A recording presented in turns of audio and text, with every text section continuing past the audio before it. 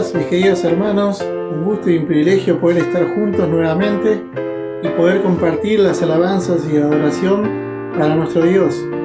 Por sobre todas las cosas, para poder escuchar de su palabra y de su consejo para nuestras vidas. Estamos en una fecha particular donde se aproxima la denominada Navidad, donde no sabemos si realmente es una fecha exacta. Lo que sí sabemos es que nuestro Dios ha nacido. De que el Señor Jesús ha venido a esta tierra a nacer y por sobre todas las cosas a cumplir un propósito. Y ese propósito, por la gracia de Dios, ha sido cumplido. Ha sido cumplido en esa cruz, entregando su vida, derramando su sangre por toda la humanidad, por todo aquel que se acerque a sus pies y reconozca que Cristo es el Salvador y que ha entregado su vida por cada uno de nosotros. Hermanos, alabemos y adoremos a nuestro Dios por la obra maravillosa que el Señor Jesús ha hecho en la cruz a nuestro favor. Adoremos a nuestro Dios en esta mañana. Cantemos con las melodías que traen nuestros hermanos preparadas para que podamos deleitarnos, para que podamos gozarnos de nuestro Dios, quien nos rescató de la vana manera de vivir. Alabemos a nuestro Dios, hermanos, cantemos juntos en armonía. Luego del momento de alabanza vamos a darle lugar a nuestra hermana Nancy de Carbone, quien también ha preparado una interpretación que nos quiere compartir, así que damos lugar a este espacio de alabanza.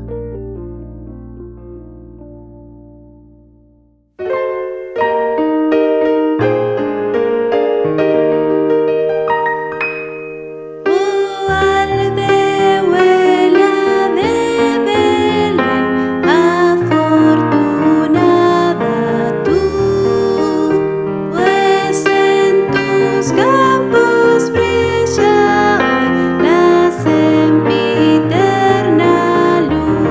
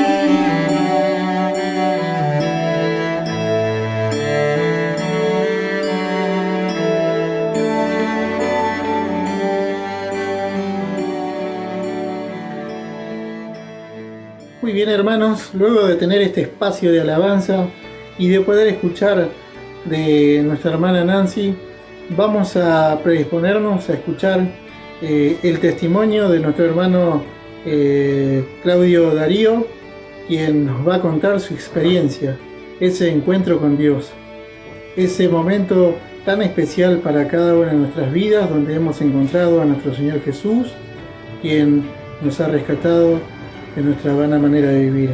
Así que escuchamos atentos este testimonio que nos hace bien escuchar cómo Dios obra en cada una de las vidas del ser humano. Adelante.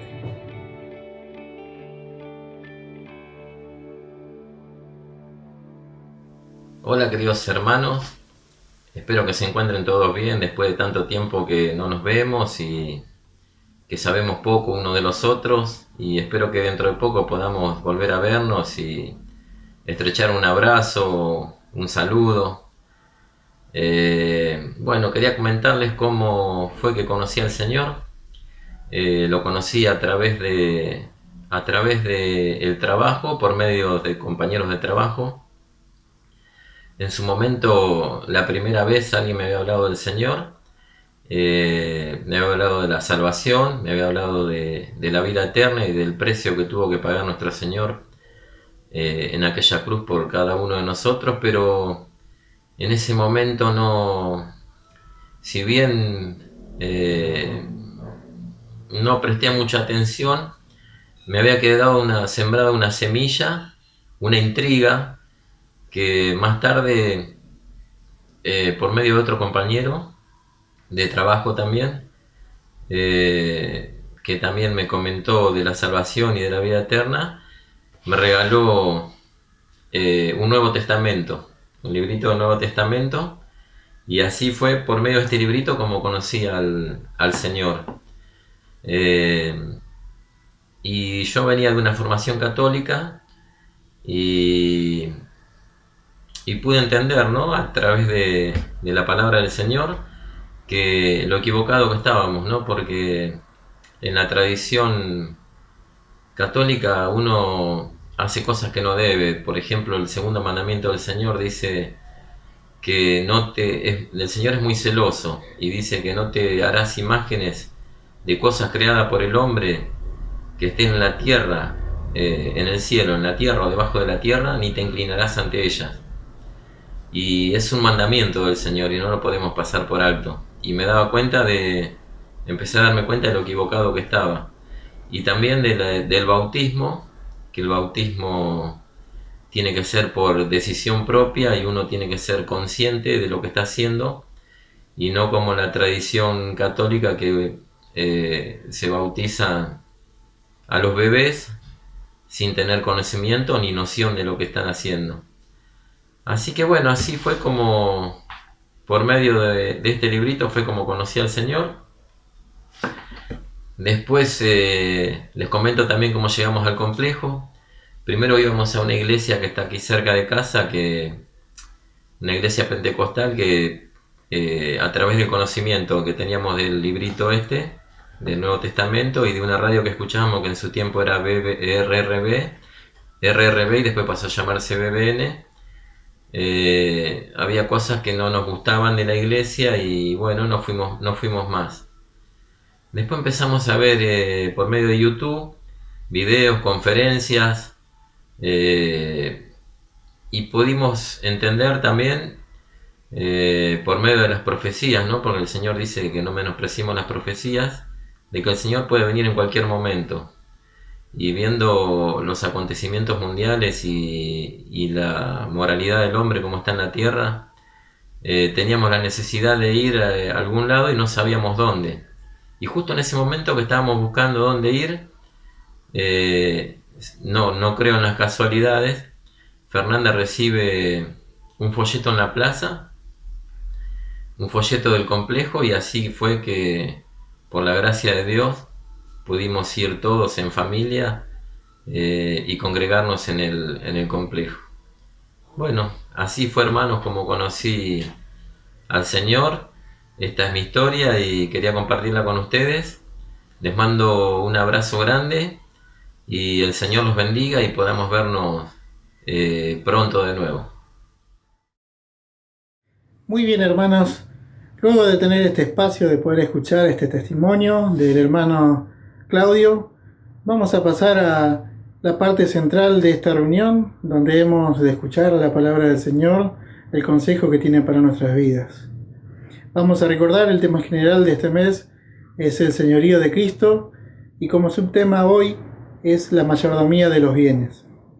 Está a cargo de nuestro hermano Mario Loero, que le vamos a dar lugar, pero antes vamos a orar y luego así entonces damos lugar a nuestro hermano Mario. Oremos. Nuestro Dios y Padre que estás en el cielo, te damos gracias, Señor, porque una vez más tú nos permites reunirnos en tu nombre y podemos alabar y glorificar tu nombre, Señor, porque tú eres un Dios bueno. Damos gracias en este tiempo que tú tienes para nosotros y queremos pedirte y rogarte que tú nos des esa palabra justa para nuestros corazones, donde podamos recibirla y poder guardarla y poder llevarla en obra, Señor. Gracias, Señor, te damos por este tiempo que tú nos permites. Bendice a nuestra congregación, a nuestros hermanos, Señor. Dejamos en tus manos este tiempo, háblanos a través de nuestro hermano Mario, y así te damos las gracias, en el nombre del Señor Jesús. Amén.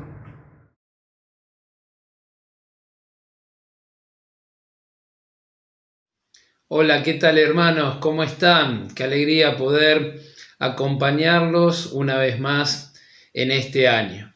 Les deseo las más ricas y grandes bendiciones del Señor para todos ustedes, que puedan en la voluntad del Señor cerrar un año tomados de la mano del Señor y empezar otro con nuevas expectativas, con nuevas fuerzas en el Señor.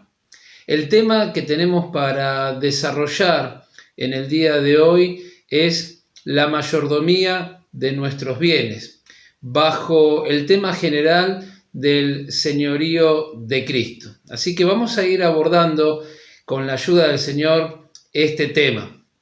Sin duda, el principio de la mayordomía cristiana no es un tema trivial, sino que es uno de los elementos más revolucionarios de la vida cristiana. Cuando hablamos de mayordomía, nuestra mente tiende rápidamente a pensar en lo material solamente, pero tenemos en la palabra del Señor muchas cosas que el Señor nos ha dado, que no solo es lo material, de los cuales también somos responsables en la administración. En esta oportunidad, con la ayuda de Dios, vamos a desarrollar este tema pensando en 5 puntos que preparé para compartir con ustedes en esta oportunidad. Vamos a estar viendo el reconocimiento del mayordomo, vamos a estar viendo también la responsabilidad del mayordomo, los requisitos del mayordomo, la regla del mayordomo y vamos a ver al final la recompensa del mayordomo.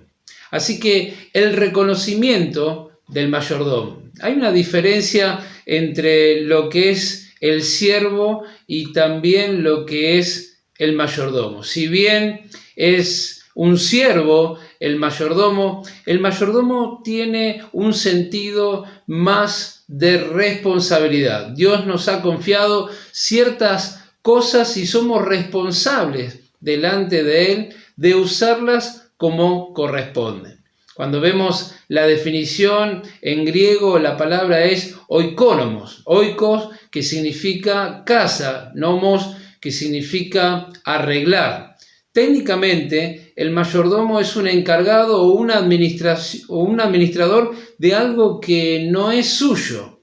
En un uso actual se trata de alguien que está a cargo de una propiedad, habitualmente en ausencia de su dueño.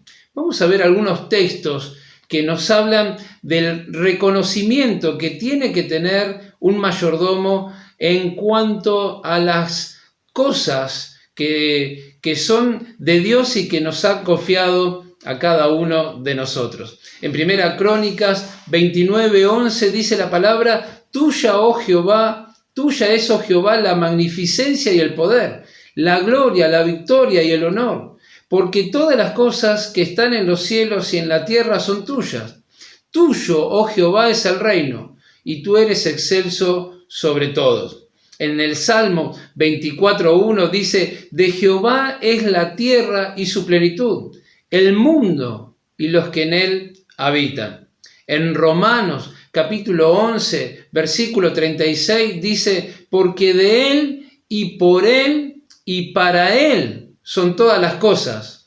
A él sea la gloria por los siglos. Amén.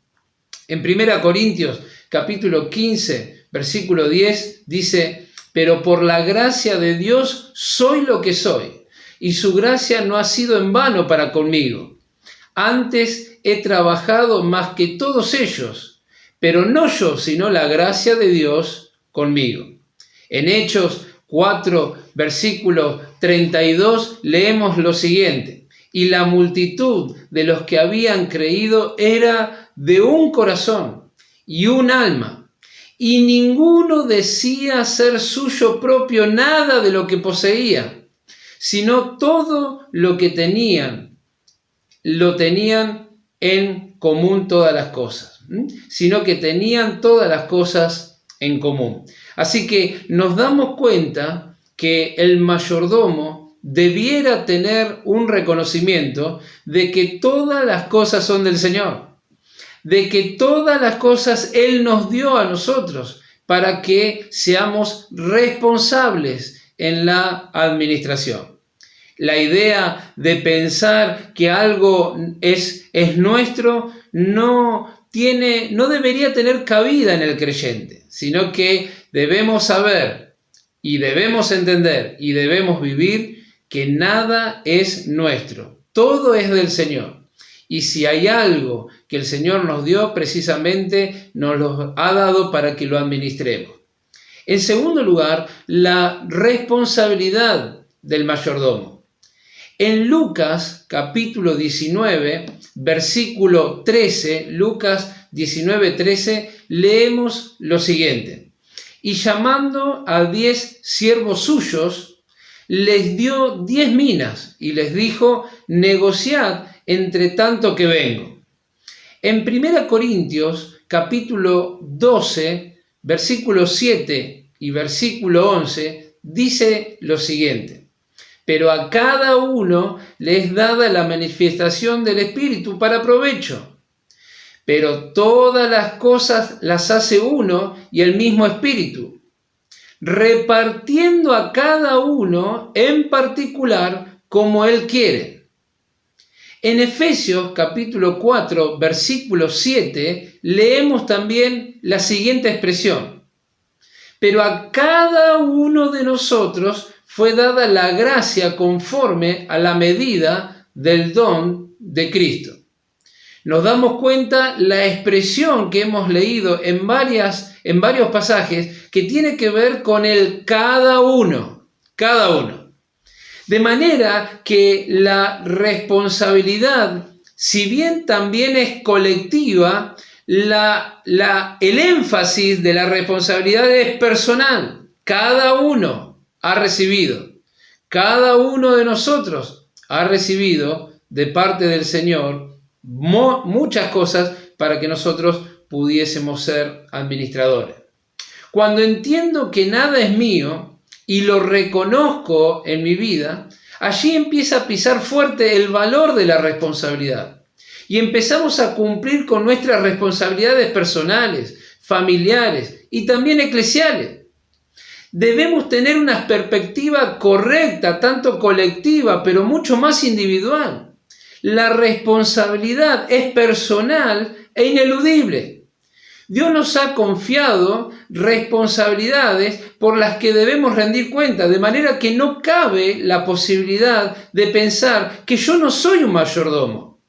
Aunque lo entendemos muchas veces con nuestra mente, con nuestros hechos parecería que no lo entendemos así. De manera que lo que dice Proverbios capítulo 3, versículos 9 y 10, ahora se torna o debería tornarse en un mandamiento que debe ser atendido de todo nuestro corazón. Dice la palabra allí, honra a Jehová con tus bienes y con las primicias de todos tus frutos, y serán llenos tus graneros con abundancia, y tus lagares rebosarán de mosto. De manera que Dios nos dio la orden y debemos ser responsables en utilizar los bienes que el Señor nos ha dado para suplir las necesidades personales, familiares y también las necesidades de la obra de Dios. No cabe ninguna duda que el tema de la ofrenda al Señor merece ser revisado en nuestra práctica como creyentes en el Señor. Pues muchas veces pecamos siendo injustos con lo que le damos al Señor y sin la motivación correcta. Veamos algunos consejos prácticos con respecto a este tema como parte de nuestra responsabilidad. Siempre que se habla de ofrendas en la Biblia, se habla de algo voluntario. Es la entrega de algo al Señor producto de un corazón satisfecho, agradecido e inclinado en reconocimiento de Dios. En Mateo 23, 23 leemos lo que el Señor les dijo a los religiosos del momento. ¡Ay de vosotros, escribas y fariseos, hipócritas! Porque diezmáis la menta y el eneldo y el comino, y dejáis lo más importante de la ley, que es la justicia, la misericordia y la fe. Esto era necesario hacer, sin dejar de hacer aquello. Nuestro Señor corrige la actitud de los religiosos que daban sus ofrendas, pero con un corazón malo, motivados por sus propios deseos. El Señor pone bases firmes en las cuales debemos mirar nosotros también para ofrendar.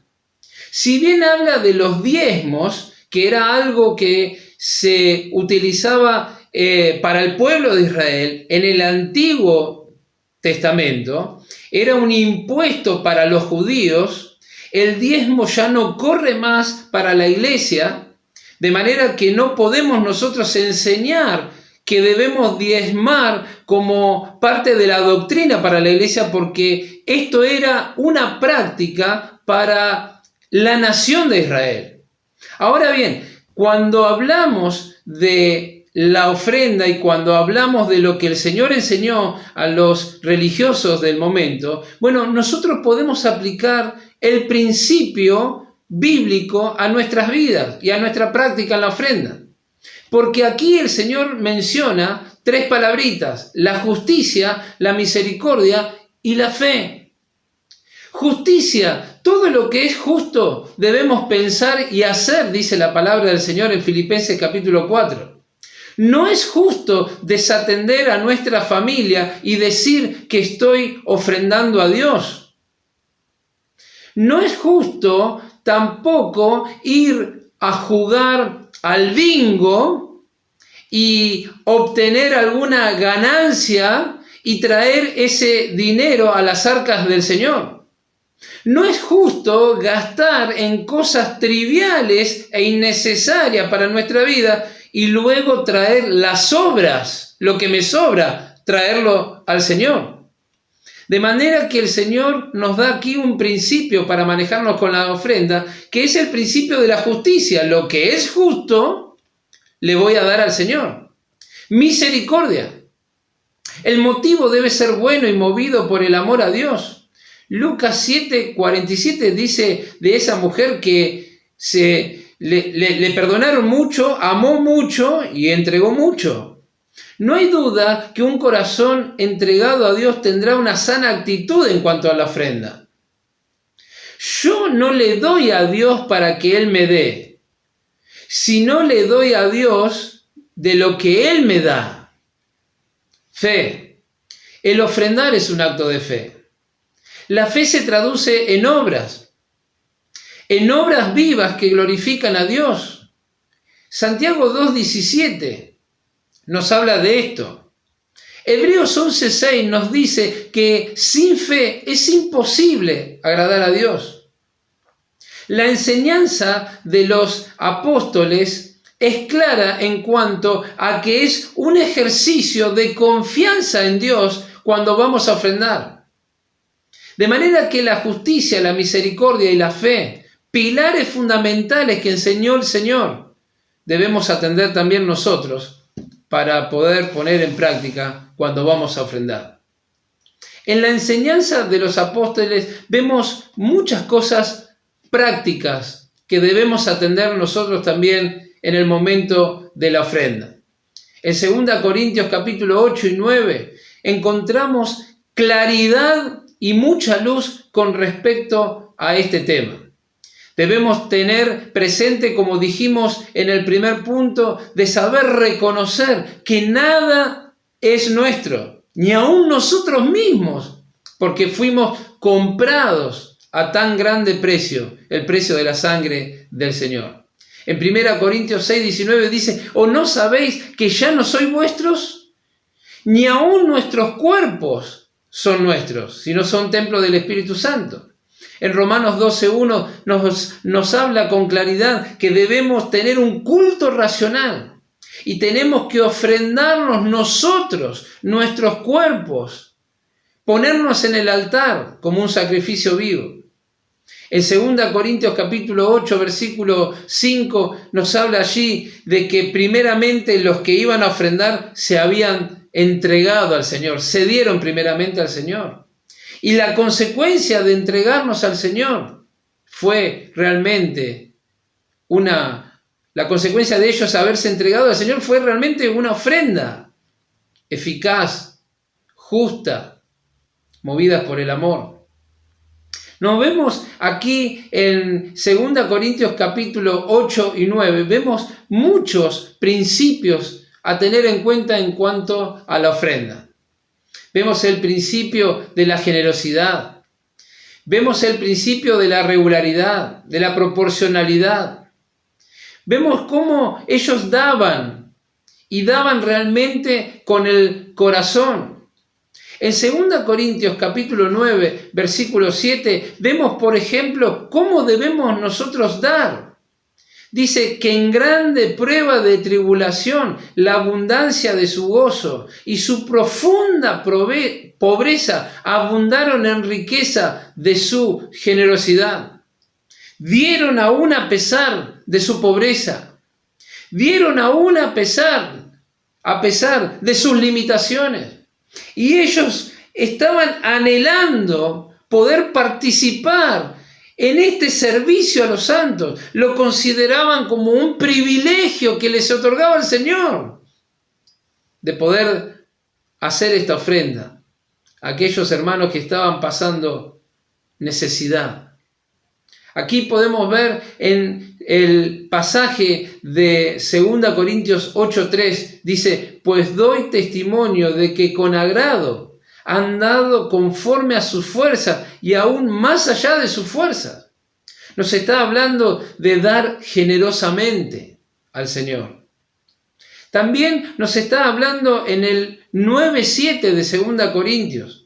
Dice un pasaje conocido, cada uno dé como propuso en su corazón, no con tristeza ni por necesidad, porque Dios ama al dador alegre. El dar desprendidamente y hacerlo con alegría es algo que trae gozo, que trae satisfacción al corazón del Señor. Dios ama al dador alegre. En el versículo 6 del capítulo 9 dice, pero esto digo, el que siembra escasamente, también segará escasamente, y el que siembra generosamente, generosamente segará. Este es un principio para muchas áreas de la vida, pero tomando en cuenta que estamos hablando de la ofrenda, debemos saber también que cuando más sembremos y más demos con alegría, con generosidad, con amplitud, deliberadamente, liberalmente, podemos nosotros de esta manera saber que también vamos a cosechar bendiciones del Señor. En 1 Corintios 16, versículo 2, nos dice el relato apostólico que debían cada primer día de la semana separar las ofrendas según lo que habían prosperado para tenerlas allí preparadas, y cuando pasaban los hermanos designados podrían juntar las ofrendas y ellos llevarlas a destino. La sana costumbre de levantar ofrendas el primer día de la semana corresponde a este mandato apostólico que leemos allí en 1 Corintios capítulo 16, versículo 2. Dice aquí que debiéramos hacer con regularidad nuestras ofrendas, cada primer día de la semana. Y si hay un primer día de la semana, hay un día domingo que no pude ir al Señor, tener en cuenta de guardar esa ofrenda para luego en la manera presencial, el próximo primer día de la semana, tomar esa ofrenda que había sido preparada y poder juntarla con la próxima ofrenda.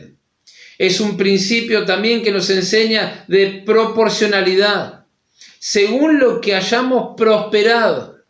A veces prosperamos por semana, a veces prosperamos por mes, a veces prosperamos por semestre, a veces prosperamos por año, pero según lo que hayamos prosperado, también tenemos que darle al Señor. De manera que si hay prosperidad en el ingreso de nuestro dinero, también debe haber prosperidad en la ofrenda al Señor. Qué hermoso cuando crecemos en la ofrenda y crecemos en el dar al Señor, porque nos vemos prosperados por el Señor y tenemos la bendición de poder de esta manera también llevar adelante las ofrendas en un crecimiento progresivo, en un crecimiento firme. Esto trae gloria al Señor. Bueno, hay prácticas que tienen que ver con las ofrendas, que podemos leer también en la palabra del Señor. Voy a nombrar, por amor al tiempo, algunos textos para que ustedes puedan ver lo que mencionan estos textos y poder sacar de ellos también algunas enseñanzas prácticas. Por ejemplo, en Hechos 2, 44 y 45 pueden leer. Pueden también leer Gálatas capítulo 2, versículo 9 y 10. Hechos de los Apóstoles 11, 29 y 30.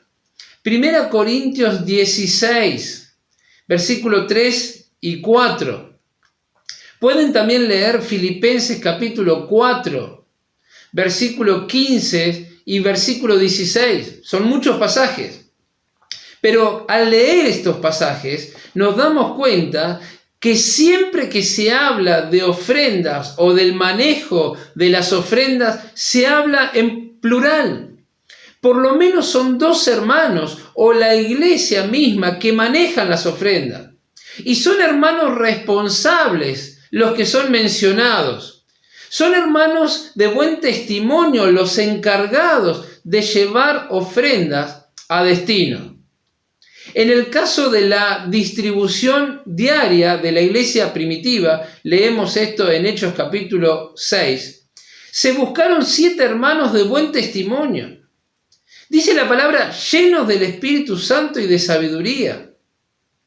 Esta práctica apostólica ha sido sabia y muy buena, porque estos hermanos administraban los bienes de la congregación, los bienes del Señor, y los repartían de forma equitativa, igualitaria. Estos hermanos inclusive iban solucionando las grietas que aparecían en la iglesia primitiva, producto de los roces entre los judíos con los griegos. También para nosotros es sabio y bueno que el dinero de la iglesia sea manejado por lo menos por 2 hermanos, como mínimo. Hermanos probos, fieles, que hayan sido nombrados delante de toda la iglesia y que en oración sean apoyados para que la administración sea transparente y de bendición.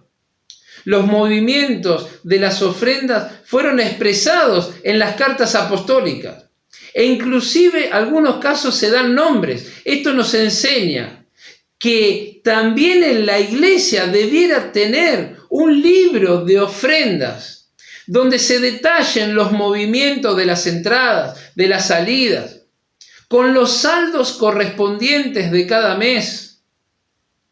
Este libro debiera estar al alcance de todo hermano que esté en comunión y lo pudiera solicitar.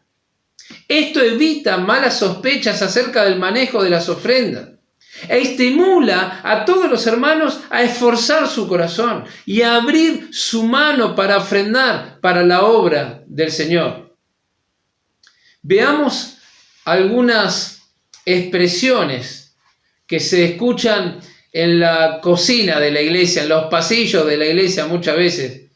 Hay muchos hermanos que quizás sean nuevos en la fe y otros quizás no tan nuevos, que ya tienen algunos años o muchos años en el camino del Señor, pero que en este tema todavía no han entendido los principios bíblicos para poder practicar el tema de la ofrenda. Por ejemplo, me ha tocado escuchar varias veces esta expresión: a Dios no le importa la cantidad que ponemos, porque Él mira el corazón.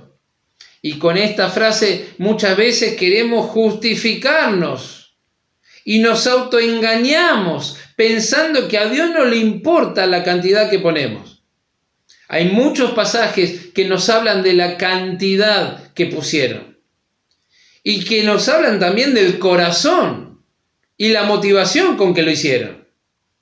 El pasaje de la viuda, cuando pone esas 2 blancas, allí se menciona en el pasaje el valor, 2 blancas.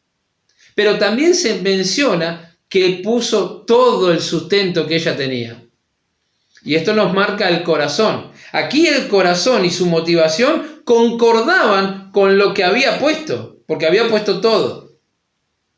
Jesús en Betania, antes de ir voluntariamente a la cruz del Calvario, va a la casa de Lázaro y allí María dice que toma un perfume muy caro, un frasco de alabastro muy caro, de un perfume nardo puro, lo quiebra a los pies del Señor y derrama este perfume.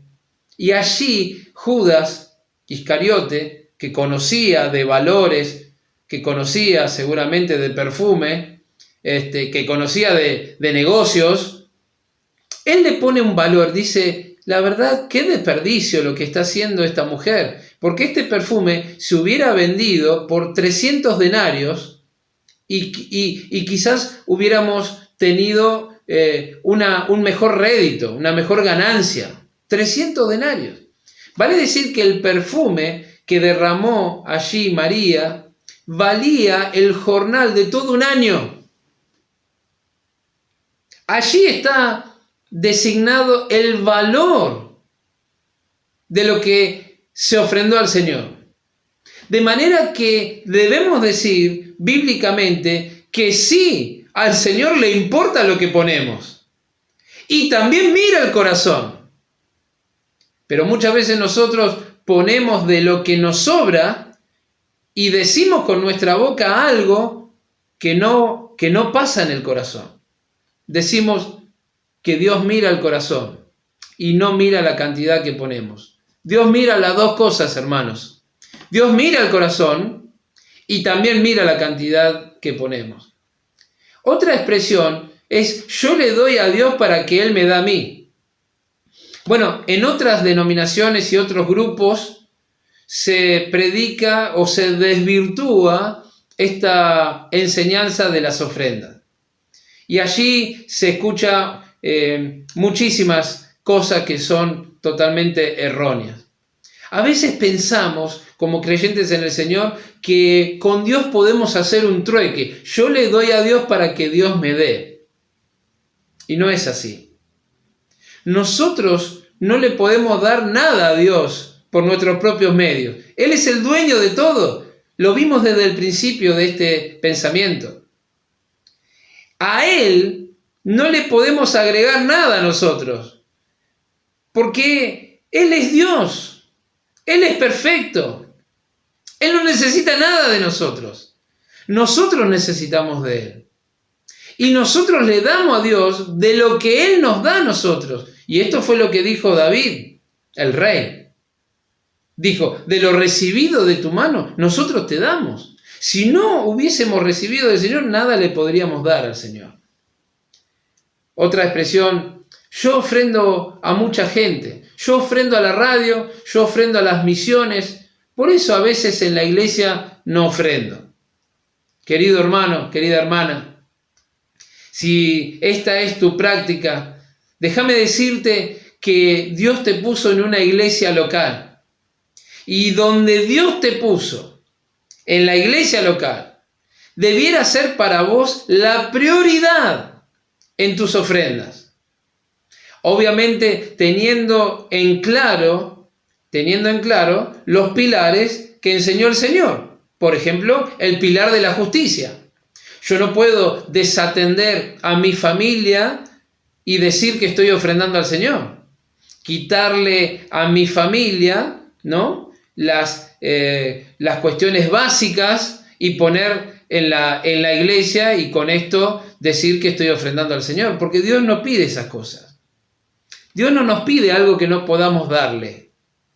Sino que lo que debo entender, que lo prioritario es la iglesia local. Yo no puedo sacarle a la iglesia local para ponerla en la radio o para ponerla en alguna maratón de fe. Yo no puedo sacarle a la iglesia local para decir que la estoy poniendo en las misiones o en algún instituto o en alguna institución o en algún ministerio sacándole a la iglesia local. No, le debo dar a la iglesia local lo que es justo, lo que he apartado de corazón. Y si también tengo en mi corazón el poder ofrendar a los demás, bueno, hacerlo con el sacrificio, hacerlo con el esfuerzo, hacerlo con el costo, pero sin sacarle a la iglesia local. Cuando tenga un mejor trabajo, le daré más al Señor. ¿Cuántas veces escuché también esta expresión de hermanos que piensan en estar mejor económicamente para darle más al Señor? Hemos leído de nuestros hermanos que ellos dieron de su profunda pobreza y más allá de sus fuerzas. ¡Qué generosidad! ¡Qué obra del Espíritu en sus corazones! Allí radica el secreto de nuestras ofrendas. Las ofrendas son la consecuencia de mi comunión con el Señor. La ofrenda es la consecuencia de entender que no soy absolutamente nada, que no tengo nada, que nada es mío, que todo es del Señor, absolutamente todo. Pasamos a los requisitos del mayordomo. Y el requisito requerido en la palabra del Señor no es el éxito, sino es la fidelidad. 1 Corintios capítulo 4, versículo 2 dice: ahora bien, se requiere de los administradores que cada uno sea hallado fiel. Alguno, él dirá, por ejemplo, en Mateo 25, 21, y su Señor le dijo: bien, buen siervo y fiel, sobre poco has sido fiel, sobre mucho te pondré, entra en el gozo de tu Señor. ¿Te das cuenta, hermano, que no se trata de tener mucho, sino se trata de ser fiel en lo poco? Dios te ha dado muchas cosas seguramente. Y dice la palabra que debemos aprender a ser fiel en lo poco. También uno de los requisitos de los administradores es la falta de reproche. En Tito, capítulo 1, versículo 7, dice esto: porque es necesario que el obispo sea irreprensible como administrador de Dios, no soberbio, no iracundo, no dado al vino, pero la expresión como administrador de Dios debemos ser irreprensibles. No debemos tener una manija donde nos agarren. Y esto es importante darnos cuenta de que esto es una característica que cada uno tiene que tener, no solamente los ancianos, no solamente los colaboradores, los diáconos, los líderes de la iglesia. Cada creyente debe ser irreprensible en su administración. Que no nos reproche el Señor por haber hecho cosas injustas con nuestros bienes. Tenemos que ser inspirados y motivados y movilizados por el amor al Señor. En 2 Corintios capítulo 5, versículo 14 y versículo 15 dice: porque el amor de Cristo nos constriñe, pensando esto, que si uno murió por todos, luego todos murieron. Querido hermano, que Dios nos ayude para poder, movidos por el amor, tener estos requisitos que el Señor busca de cada uno de nosotros. La cuarta regla, o el cuarto punto, es la regla del mayordomo. Y en Hechos capítulo 20, versículo 35, allí el apóstol está diciendo algo que enseñó el Señor. Y el Señor en toda su vida enseñó esto: mejor es dar que recibir. Esta es la regla del mayordomo. Mejor es dar que recibir. Y aquí podemos ver al Señor mismo. Aquí podemos ver a Dios como el dador, dándonos el ejemplo en el dar. En San Juan, capítulo 3, versículo 16, vemos que el Señor, Dios, dio, porque de tal manera amó, que dio lo más preciado del cielo por lo más vil de la tierra, cada uno de nosotros. Cristo nos dio el vivo ejemplo. Allí en 1 Timoteo capítulo 2 versículo 6 leemos: el cual se dio a sí mismo en rescate por todos nosotros. En Efesios capítulo 5 versículo 2 dice: sacrificio y ofrenda a Dios en olor fragante. Y esto es lo que nos dejó el Señor como ejemplo. Él mismo fue la ofrenda. Él fue la ofrenda. Él fue voluntariamente al altar. Él se hizo cargo de todos nuestros pecados. Qué gran ejemplo, qué gran regla, qué gran parámetro que nos deja nuestro Señor. Él es el regalo, Él es el don inefable. Él se dio por cada uno de nosotros.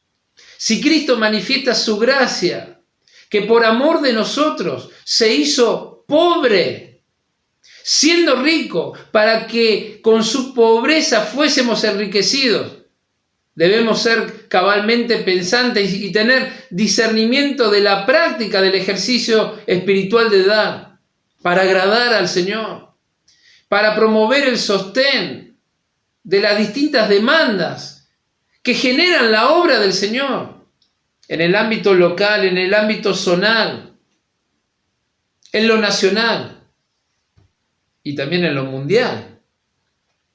De manera que la regla del mayordomo, la regla del administrador es dar.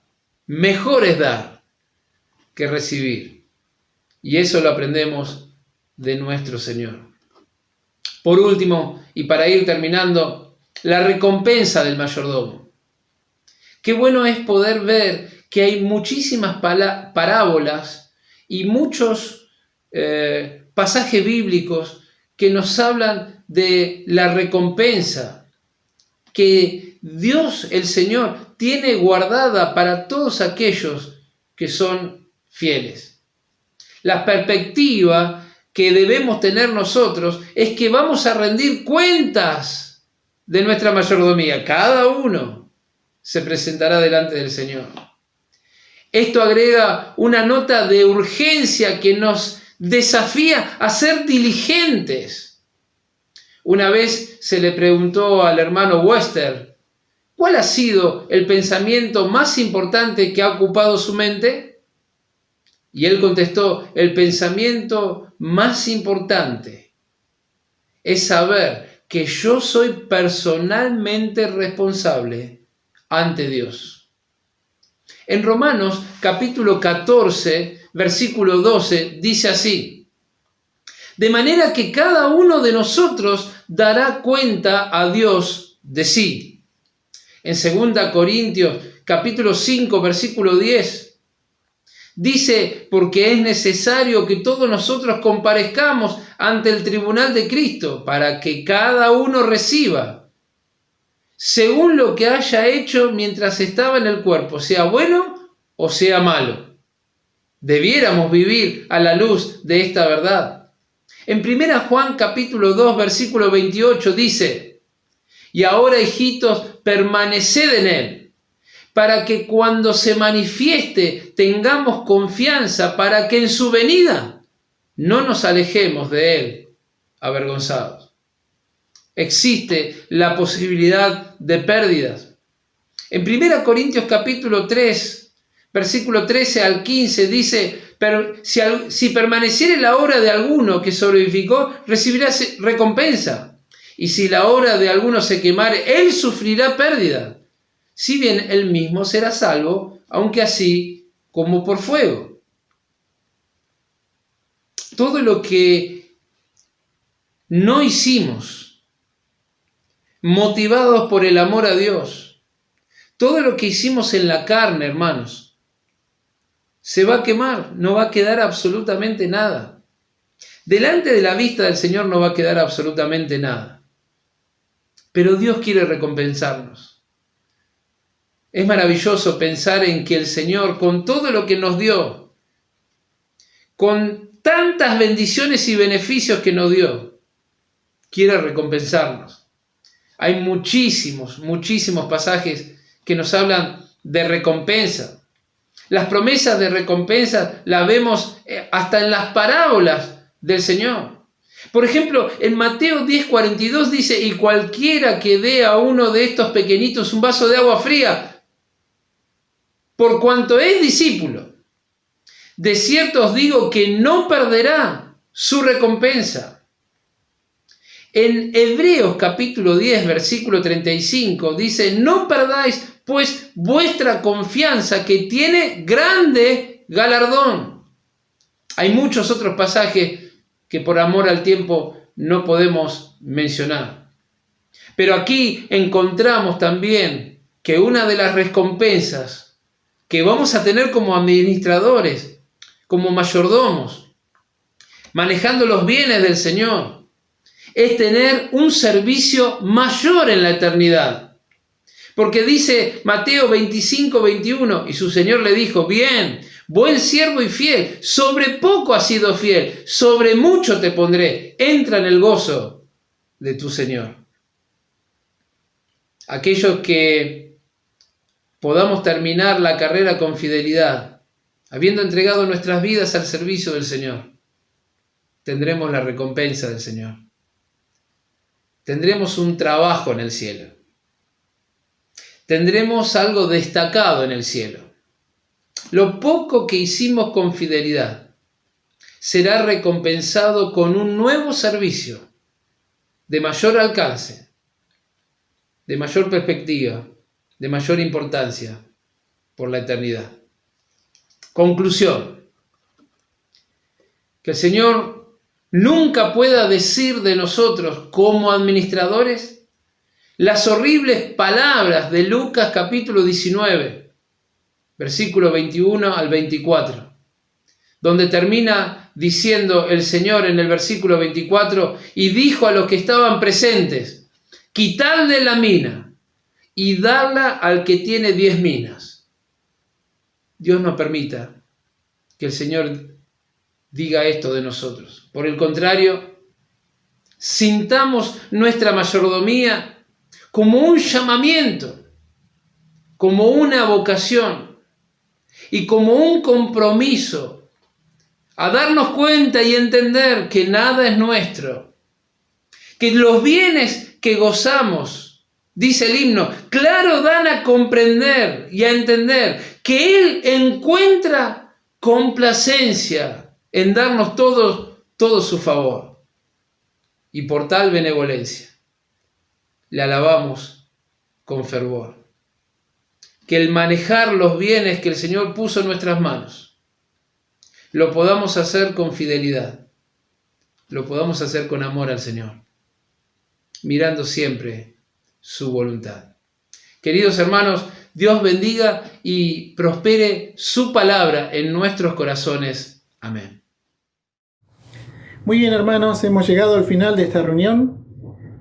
Por la gracia de Dios hemos podido alabar, adorar, escuchar testimonios y por sobre todas las cosas el consejo de nuestro Dios. Gracias a nuestro hermano Mario por su preparación para traer lo que tiene nuestro Señor para cada uno de nosotros.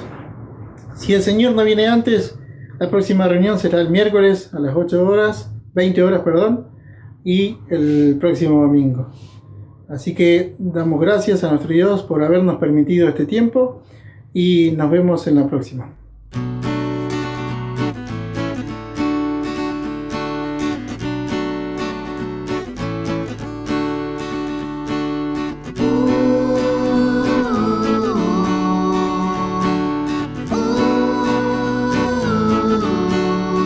No me querrían escuchar si les dijera que no está en las luces que decoran la ciudad, ni que tampoco se encuentra en los presentes que la gente se da.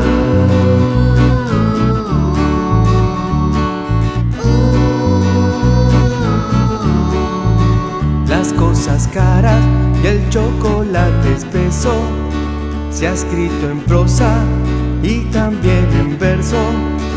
Por mucho que lo intentes adornar o camuflar, al final la Navidad es esa luz que vino a alumbrar a la humanidad, para que nadie se pierda en la oscuridad. Él vino a alumbrar a la humanidad. Escucha a los ángeles cantar aleluya en las alturas, aleluya al mundo paz.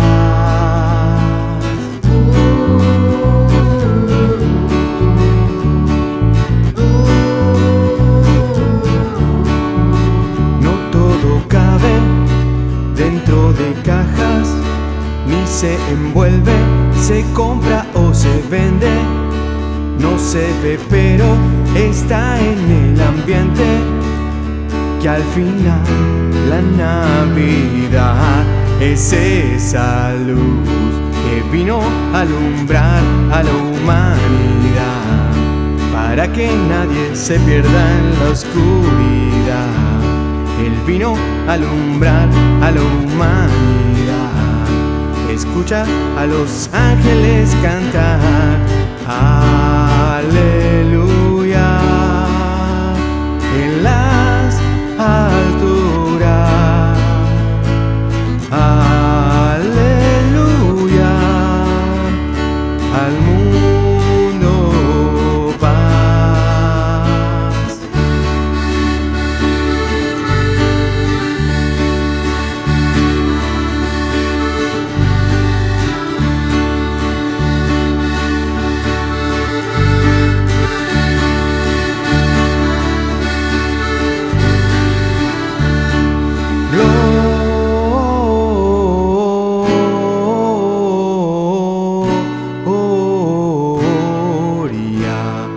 In excelsis Deo, gloria,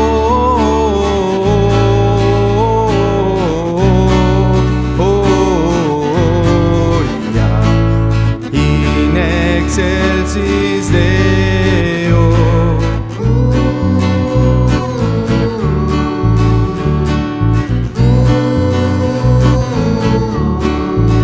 No me querrían escuchar si les dijera que no está en las luces que decoran la ciudad.